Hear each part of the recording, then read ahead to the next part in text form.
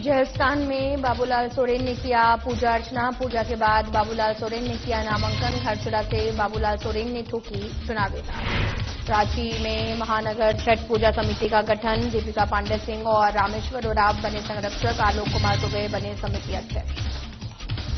रांची के अपर बाजार में दिवाली की रौनक। पर्व से पहले सजावट की बड़ी खरीदारी। घरों को सजाने में लोग व्यस्त।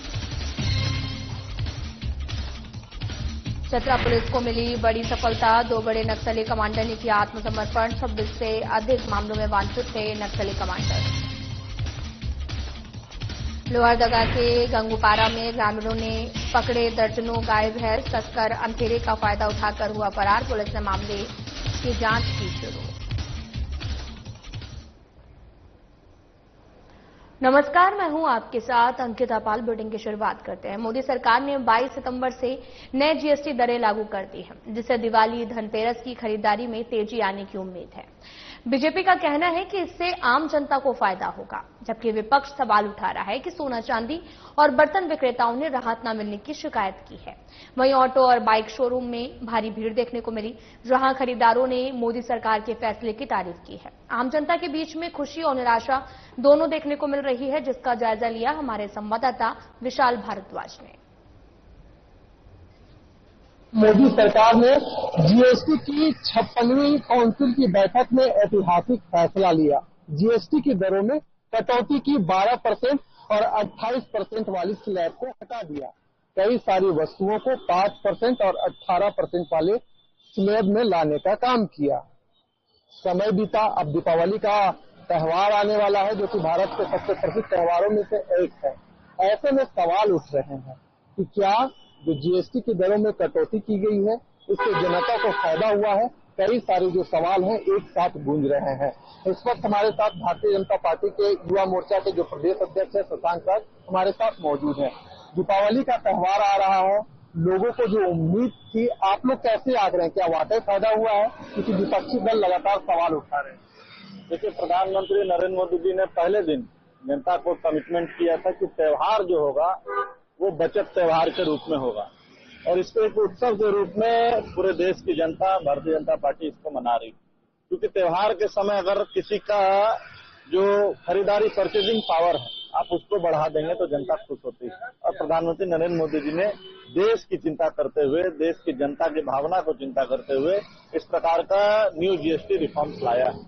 और नेक्स्ट जनरेशन जीएसटी रिफॉर्म्स यही है कि लगातार कई चीज में पहले कई परसेंट पे जीएसटी लगता था, लेकिन अब सीधा 2% पे, सीधा 5 और 18% पे ही अब सीधा देश भर में अलग अलग वस्तुओं पर जीएसटी हो गया। और इसका सीधा फायदा देश की जनता को मिल रहा है। आप देखेंगे कि किसी भी दुकान में चले जाइए, अभी आप किसी मोटरसाइकिल के शोरूम में चले जाइए, किसी कार के शोरूम में चले जाइए, किसी इलेक्ट्रॉनिक गुड्स के शोरूम में चले जाइए, लाइन लगा के लोग खरीदारी कर रहे हैं। और जनता भी इस दिन का वेट कर रही थी कि आखिर ये बचत उत्सव कब आएगा। ये बचत उत्सव के नाम पर जो देश की जनता को समर्पित किया है देश के प्रधानमंत्री नरेंद्र मोदी जी ने, जिस प्रकार से त्योहार मनाने का उन्होंने एक उत्सव प्रदान किया है देश की जनता को, कि त्योहार लोग ठीक ढंग से मना सके।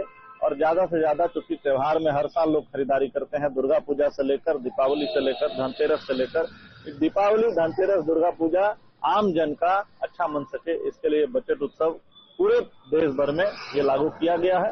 और नेक्स्ट जनरेशन जीएसटी रिफॉर्म से पूरे देश की जनता को फायदा मिलने वाला है। यहाँ कुछ और भी युवा है, भारतीय जनता युवा मोर्चा के कार्यकर्ता है, हम उनसे भी जानेंगे। लोग कह रहे हैं कि जो बाहरी निवेशक है उनको फायदा होगा, जो व्यापारी है उनको टैक्सिंग और इनवाइसिंग में फायदा होगा, लेकिन विपक्षी दल इस मसले पर सवाल उठा रहे हैं। क्या वाकई में आने वाले जो धनतेरस है, दीपावली है, लोगों को फायदा होगा? आप लोग क्या इस पर अपना राय दें? ये जो इस बार का दीपावली है वो खुशियों का दिवाली है, और भारत सरकार ने टैक्स घटाया करके बहुत अच्छा काम किया है। गरीबों को बहुत फायदा होने वाले हैं। बाकी जो आलोचना करने वाले लोग हैं उनका काम ही है आलोचना करना, लेकिन भारत की जनता ने इसको अपने खुशियों के रूप में लिया है। सभी चीजों का, वस्तुओं का दाम घटा है। आज है लोग दीपावली खुल के इस बार मनाएंगे। जो आप गाड़ी पे देख सकते हैं, पेंसिल पे देख सकते हैं, सभी चीजों पे बैग पे देख सकते हैं, बच्चे का पढ़ने का सामान देख सकते हैं। हर एक चीजों का, वस्तुओं का दाम जो घटा, टैक्स जो घटा है, उससे बहुत भारतवासियों को फायदा होने वाला है। हम लोग खुश हैं और स्वदेशी दीपावली जो मनाने का हम लोग निर्णय भी लिए। अभी हम लोगों ने भारतीय जनता पार्टी के नेताओं का जीएसटी कटौती पर क्या विशेषता है इसकी, उसको जानने की कोशिश की। अब साधना न्यूज प्लस की टीम धीरे धीरे व्यापार जगत की ओर अग्रसर हुई और यह जानने का प्रयास कर रही है कि इस दीपावली और धनतेरस को जो जीएसटी में कटौती हुई है उससे व्यापारियों को क्या बेनिफिट्स हो रहा है और उनके नजर में जीएसटी कटौती को वह कैसे देख रहे हैं। क्या कहिएगा इस बार जो सरकार ने, मोदी सरकार ने जिस प्रकार से जीएसटी में कटौती की है, क्या आप लोगों को फायदा हो रहा है? जी ऑब्वियसली हम लोगों को भी फायदा हो रहा है आपका। और रहा बात कस्टमर को 90% एकदम पूरी तरह फायदा है, क्योंकि 10% मार्जिन बहुत ज्यादा होता है, जो कि जीएसटी में 28% है, जहां 18% हो गया। कोई उम्मीद नहीं था कि वो फेस्टिवल के टाइम पे इतना हुआ कि मार्केट एकदम ग्रोथ में चला गया। 90% आपका ग्रोथ पूरा 100% है। कस्टमर आने तो जो कैजुअली है जो बुक करवा के जा रहे हैं, पर उनको पूरा जीएसटी का पूरी तरह फायदा मिला। अच्छा, 12% और 28% वाले स्लैब को हटाया गया है और कई सारी चीजों को 5% और 18% वाली स्लैब में रखा गया है। तो जो बाइक्स हैं, जो स्कूटी हैं, उसे किस स्लैब में रखा गया है? सर बिल्कुल में एक्चुअली में देखा जाए तो पेट्रोल जो है ऑलरेडी 28% की स्लैब में था। पेट्रोल गाड़ी जितने भी ईवी व्हीकल जो भी है, ईवी व्हीकल से 2.5% में था। उसमें भी मोदी जी ने जो किया है उसमें सब्सिडी ऑलरेडी दिया हुआ था विद किलोवाट के ऊपर से IQ का। और पेट्रोल में जो था वो 28% को 10% कटा के 18% आया, तो बहुत ज्यादा आपको बेनिफिट मिला इसमें। बस खाली वही स्लैब चेंज हुआ है। 2 व्हीलर में आपका 28 वाला जो स्लैब है वो 18% पे आ गई है। अच्छा, रेट में कितना फर्क पड़ रहा है? रेट में ऑलमोस्ट सर देखा जाए तो एकदम 10% है। जैसे हर एक वेरिएंट है, जैसे अपाची में लेंगे तो 15,000 10,000 रुपया आपका है, स्कूटर में है 18,000, जुपिटर में है आपका, एंटोर्क में 12,000 है। ऐसे अलग अलग वेरिएंट में आपको 10,000 8,000 रुपया फायदा आपको, जैसे गाड़ी की प्राइस है ऑन रोड पे शोरूम प्राइस में आपका चेंजेस है। अच्छा, मोदी सरकार कह रही थी कि हम सभी लोगों के साथ खड़े हैं, चाहे व्यापारी हो चाहे ग्राहक। तो व्यापारियों की नजर से मोदी सरकार को 10 में से कितना अंक देना चाहेंगे? ऑब्वियसली 10 में 10 मिलना चाहिए सर, लेकिन कुछ सुनवाई ही नहीं है। जो उन्होंने किए हैं और समय पे किए हैं कि बहुत से गरीब आदमी लोग के हाथ में जिससे नहीं है, फाइनेंस से भी बहुत सुविधा है कि हम लोग कम मिनिमम में जहाँ इंटरेस्ट लगा 10% वो एकदम एक्चुअली बच जा रहा है। प्राइस ये कम हो अलग बात, हमारा इंटरेस्ट भी कम जा रहा है। सबसे बड़ा इंपॉर्टेंट बहुत है हमारे एक कस्टमर को मिनिमम अगर लोन भी देगा तो कम से कम, अगर फाइनेंस भी करवाते तो वो कम से कम 20,000 रुपये आपको फायदा हो जा रहा है। इस दीपावली और धनतेरस को सभी लोग चाहते हैं कि उनके घर लक्ष्मी का आगमन हो, और मान्यता है कि धनतेरस के दिन अगर बाइक या स्कूटी या गाड़ी कुछ भी खरीदा जाए तो वह शुभ होता है। कई सारे जो ग्राहक हैं, जो लोग हैं अभी भी पहुंच रहे हैं, उनके नजर में जो इस बार जीएसटी की कटौती हुई है उनके लिए कितना फायदेमंद है, हम उनसे भी जानते हैं। तो क्या नाम हुआ? सागर परमार। कहाँ से आए? तो आया काठी तक। अच्छा, कैसा लग रहा है इसको जो जीएसटी कटौती हुआ, तो अब क्या खरीदने की आए हैं? बाइक लेने के लिए आए हैं। कुछ फायदा लग रहा है? जी सर, पहले भी मैं आया था तो उसमें 15,000 रुपए का समथिंग एक्स्ट्रा था ऑन रोड। अभी आया तो 15,000 डिस्काउंट मिला, जीएसटी 10% कम होने के कारण, इसी वजह से। धनतेरस को लेने के लिए आए हैं, बुक करवाने के लिए? जी जी। अच्छा, फायदा लग रहा है जीएसटी कटौती का? जरूर लग रहा है। पहले से अपेक्षा ऑन रोड में कमी आई है 15,000 रुपया पे समथिंग। जो और क्या अपाची लेने आया था उसमें 15,000 रुपया का मेरा ये बच रहा है ऑन रोड में। तो और कुछ फायदा लग रहा है? 12% और 28% वाले स्लैब को हटाया गया है। तो आप लोग तो आए होंगे बाइक स्कूटी खरीदने के लिए, लेकिन घर में और कई सारी चीजों को खरीदा जाता है। तो क्या इस बार दीपावली और धनतेरस के दिन मोदी सरकार जनता पर काफी खुश थी, ऐसा आप आंक रहे हैं? क्या कहिएगा सरकार? ये तो सही है, बहुत बड़ा गिफ्ट दिए है मोदी सरकार की तरफ से मिला है हम लोग को, इसके में तो नो डाउट है। कैसा इस बार का बाजार रहेगा, कितना देश के लिए फायदा होता है, या तो आने वाला समय ही बताएगा। लेकिन एक बात तय है कि केंद्र सरकार दावा अनेक कर रही है, लेकिन जनता है जो सच्चाई कैमरे के सामने प्रकट करती है। फिलहाल दीजिए हमें इजाजत। साधना न्यूज के लिए रांची से विशाल भारद्वाज की रिपोर्ट। बीजेपी प्रत्याशी बाबूलाल सोरेन ने आज अपने गांव के पवित्र जहर स्थान में पारंपरिक रीति रिवाजों के साथ पूजा अर्चना की। पूजा में बड़ी संख्या में ग्रामीण और समर्थक शामिल हुए। बाबूलाल सोरेन ने क्षेत्र की शांति, विकास और समृद्धि की कामना की। समर्थकों के उत्साहपूर्ण जुलूस के साथ घरचूला में नामांकन दाखिल करने पहुंचे। मौके पर उन्होंने कहा कि यह चुनाव जनता के विकास, अधिकार और सम्मान की लड़ाई है।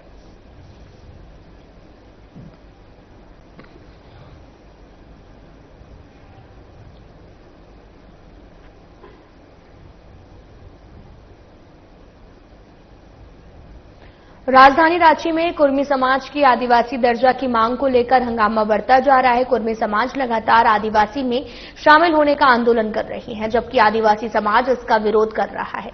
आज मोराबादी मैदान से प्रभात तारा मैदान तक लाखों आदिवासी संगठनों ने महारैली निकाली। आदिवासी नेताओं ने कहा कि कुर्मी समाज की अनैतिक मांग गलत है और यह आदिवासी समाज के प्रति अपमानजनक है। आदिवासी दर्जा सरल नहीं है और इसे गंभीरता से लिया जाना चाहिए।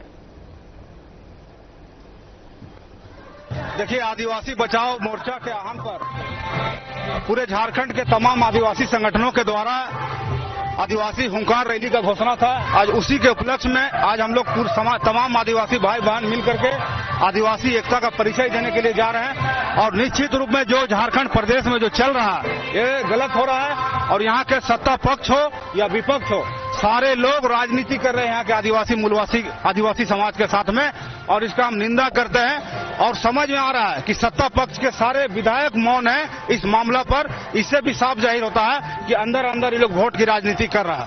आज हम अनुसूचित जनजातियों का जो है हक, अधिकार, अस्मिता जो है, आज हमारा जो ऐतिहासिक जो है उन तमाम चीजों को हमारे कुर्मी और कुर्मी के द्वारा आज हम लोग को उसको छिन्न भिन्न करने का प्रयास किया जा रहा है और वो अपने आप को आदिवासी घोषित कर रहे हैं।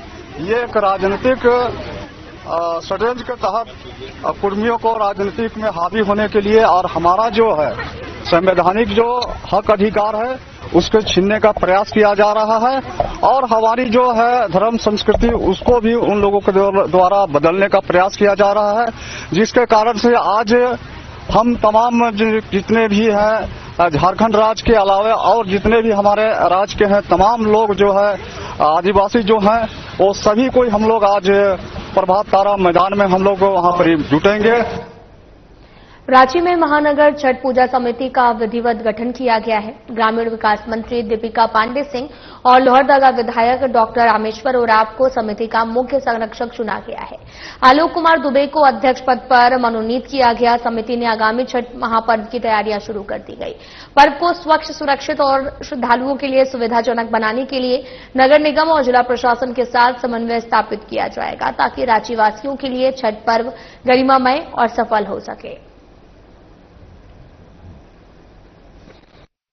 ये कि कार्तिक महीने में आपका छठ के त्योहार होते हैं, काली पूजा का त्योहार होता है, चित्रगुप्त पूजा होते हैं, गोवर्धन पूजा होते हैं, भाई दूज होते हैं और इस सब में छठ पूजा का एक अपना अलग ही महत्व है। झारखंड, बिहार, उत्तर प्रदेश और देश के हर कोने में हमारी संस्कृति डूबते हुए सूर्य यानी अस्ताचल चलगामी सूरज को अर्घ देकर हम नए सुबह का इंतजार करते हैं और आप देखेंगे कि छठी मैया के दरबार से कोई भी खाली नहीं जाता है। यहाँ लेकर आने वाले हर भक्त जनों की मुराद पूरी होती है और लाखों लोग प्रत्यक्ष अप्रत्यक्ष रूप से इस त्योहार से जुड़े रहते हैं। प्रकृति के साथ जुड़ा है। श्री रानी सती दादी जी के अनुकंपा से दादी मंगल ग्रुप आमला नवी पर श्री रानी सती दादी चरण पदुका महोत्सव का भव्य आयोजन कर रहा है और ये कार्यक्रम भक्ति, श्रद्धा और उल्लास का संगम होगा, जिसमें बड़ी संख्या में दादी भक्त शामिल होंगे और महोत्सव 29 और 30 अक्टूबर को होगा। मुख्य आकर्षण भव्य मंगल पाठ रहेगा, जिसमें शोभा त्रिलोक मुनका भी शामिल होंगे। दादी मंगल ग्रुप की सदस्य पूरी श्रद्धा और समर्पण के साथ इस आयोजन को यादगार बनाने में जुटी हैं।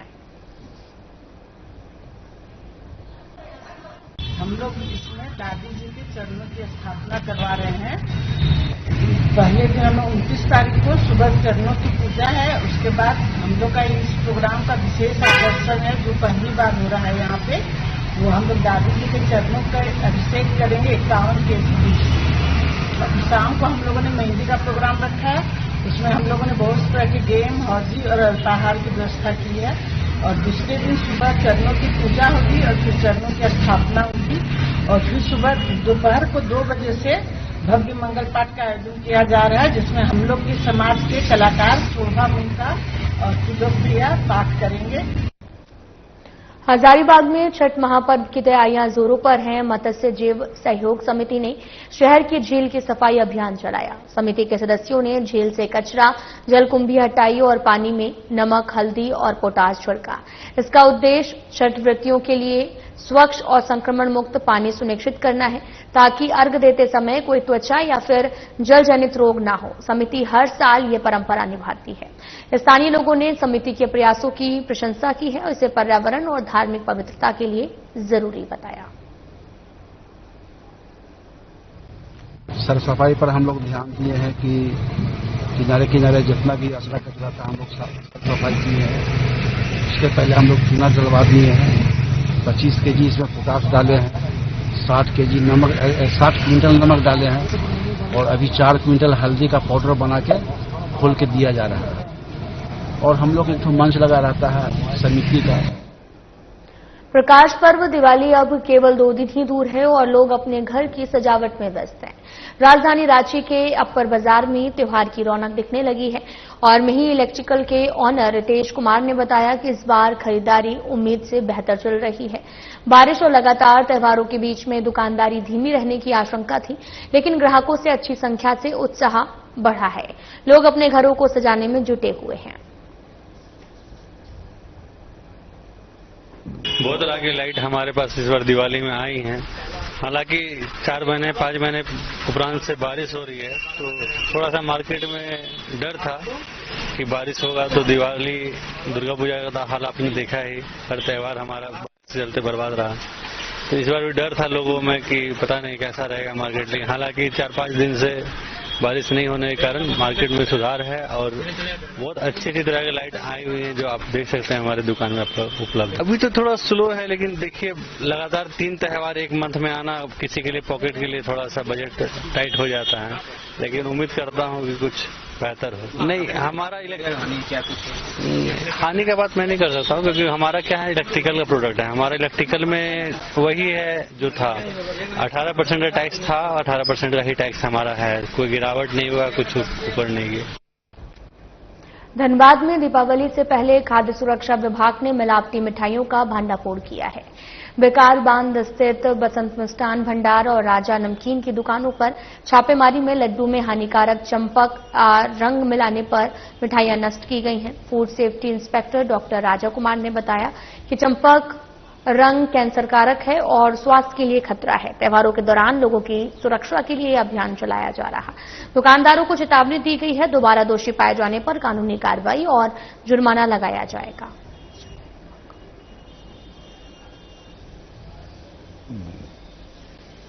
जो आगामी जो दीपावली और छठ पर्व को देखते हुए और उपायुक्त धनबाद के निर्देश है कि जो भी मिलावट कर रहे हैं खाद्य पदार्थों उस पर कड़ी निगरानी रखी जाए और किसी भी तरह का मिलावट पाए जाने पर कड़ी कार्रवाई की जाए। तो इसी के आलोक में आज हम यहाँ पर बिहार बांध में मिष्ठान भंडार और यहाँ राज नमकीन में स्पॉट पर जांच कर रहे हैं।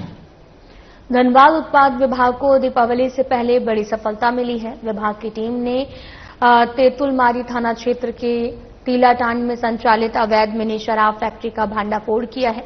वहीं सोनारडी में सूरज महतो के घर से 50 पेटी नकली शराब जब्त की गई।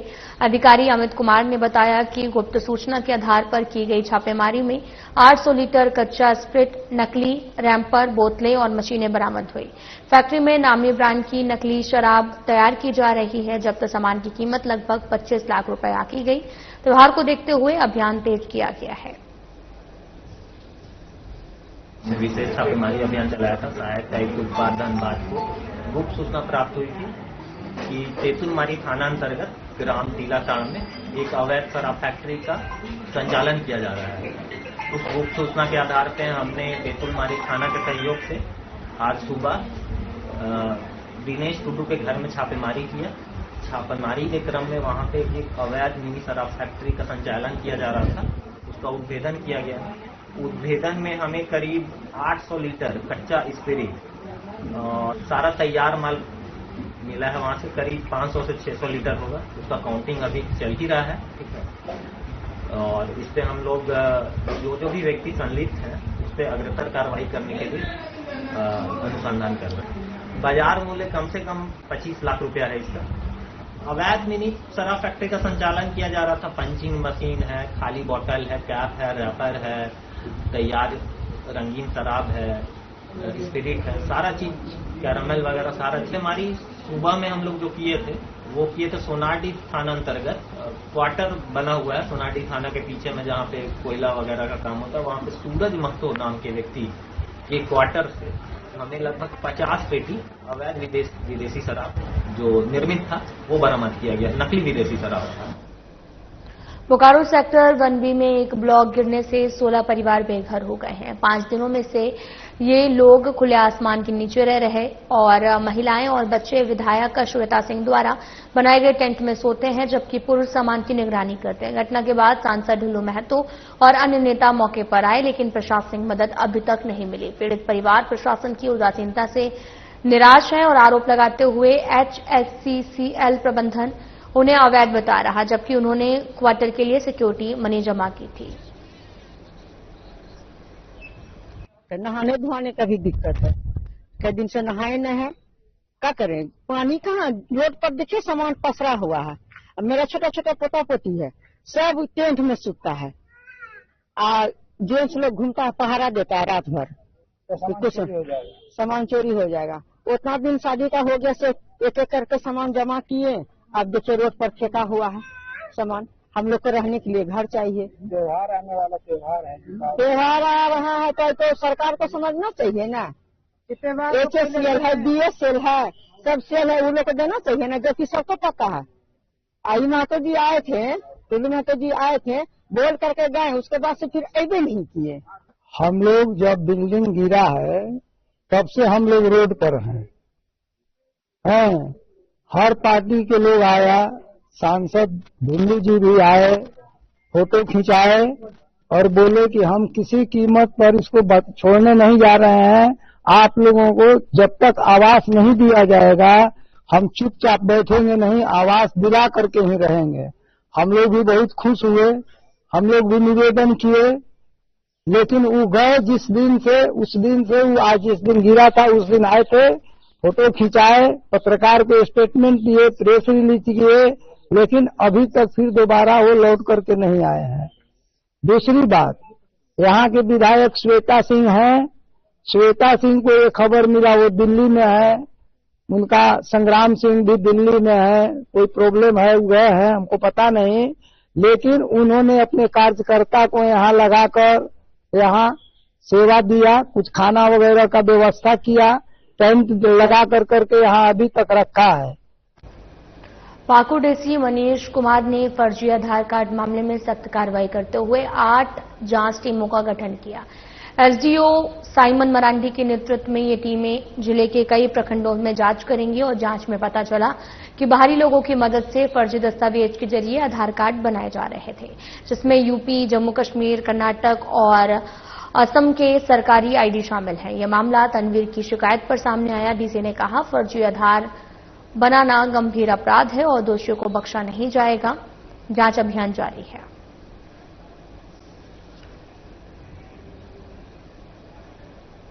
सूचनाएं आई थी कि कहीं कहीं किसी प्रज्ञा केंद्र एवं अन्य लोगों असामाजिक तत्वों के द्वारा कहीं आधार कार्ड गलत तरीके से बनाया जा रहा है और इस तरह की कंप्लेन किसी आवेदक के द्वारा की गई थी, जिसके मद्देनजर एसडीओ साहब के नेतृत्व में टीम बनाई गई है और सभी प्रखंड में भी हम लोगों ने जो प्रखंड विकास पदाधिकारी एवं अंचल अधिकारी उनके नेतृत्व में भी निरंतर हम लोग छापामारी कर रहे हैं और छापामारी पहले की भी गई है। इस प्रकार का कहीं भी अगर तथ्य पाया जाता है तो उनसे कड़ी से कड़ी विधि सम्मत कार्रवाई की जाएगी। एसडीओ साहब के नेतृत्व में जो टीम बनी है उन्होंने प्रारंभिक जांच शुरू कर दी है और जहां जहां भी आधार सेंटर्स हैं उसका डेटा भी हम लोग निगरानी कर रहे हैं। मैं आपके माध्यम से भी लोगों को अपील करना चाहूंगा कि कुछ भ्रामक तत्व भी हैं जो इस तरह के मैसेज को फैलाते हैं, कृपया करके, और जो लोग इस तरह की अगर गतिविधियों में संलिप्त पाए जाएंगे तो उन पे नियमानुसार कड़ी कार्रवाई की जाएगी। इसमें जिला प्रशासन, पुलिस प्रशासन पूरी तरह से संकल्पित है। हमारे एसपी मैम के द्वारा भी सभी जगहों पे, सभी प्रखंडों में छापेमारी निरंतर रूप से कराई जा रही है। लोहरदगा सदर थाना क्षेत्र के निगनी गंगूपारा में देर रात पशु तस्करी की बड़ी कोशिश नाकाम हुई है। करीब 40 से 50 गाय बैल ले जाते हुए तस्करों को ग्रामीणों ने पकड़ लिया है। तस्कर ग्रामीणों को देखते ही अंधेरे का फायदा उठाकर फरार हो गए। सदर थाना को पुलिस मौके पर पहुंची और मामले की जांच शुरू की। ग्रामीणों की सतर्कता से एक बार फिर से पशु तस्करी का बड़ा मामला टल गया। पुलिस ने तस्करों की तलाश शुरू कर दी है।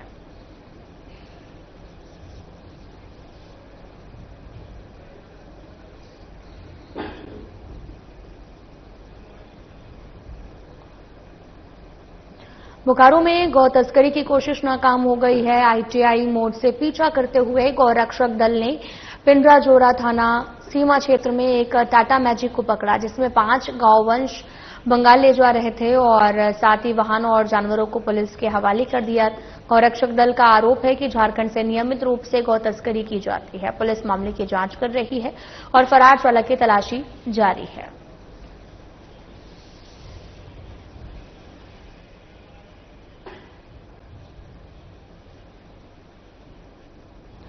फिलहाल बुलेटिन में इतना ही। नमस्कार।